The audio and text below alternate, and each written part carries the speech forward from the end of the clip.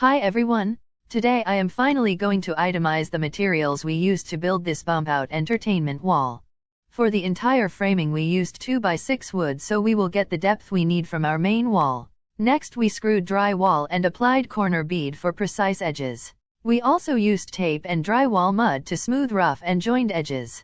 For the foot of the bump-out, we used 1x6 trim boards. We also used a base cap trim on top and then the floor molding. I purchased our 60-inch electric fireplace online. So far the fireplace is excellent.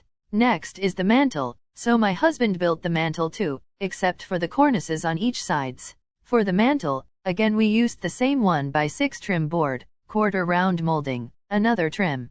And for the top of the mantle he cut a semi-finished trim board.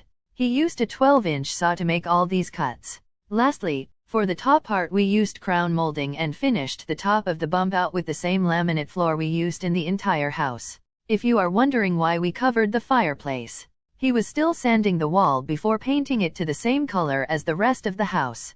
We also installed 2 dimmable lights. Aside from the crown molding, we installed 8 pieces of laminate floors, the same floors we have in our house to give it a more finished look. We purchased our materials from a home improvement store near us.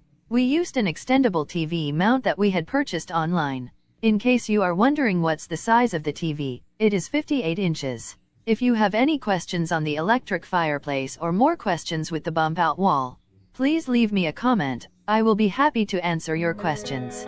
Thank you guys for watching. See you next time. God bless. Losing time, I'm fading fast. I just wanna make it last. Try to let go of the past. I close my eyes, embrace the blast. Sleepless nights and headaches stack. Restlessness to hell and back. What's my purpose? What do I grab? A slippery surface, a heart attack. And sometimes you just gotta believe there's something that'll give you relief. There's something that'll have what you need.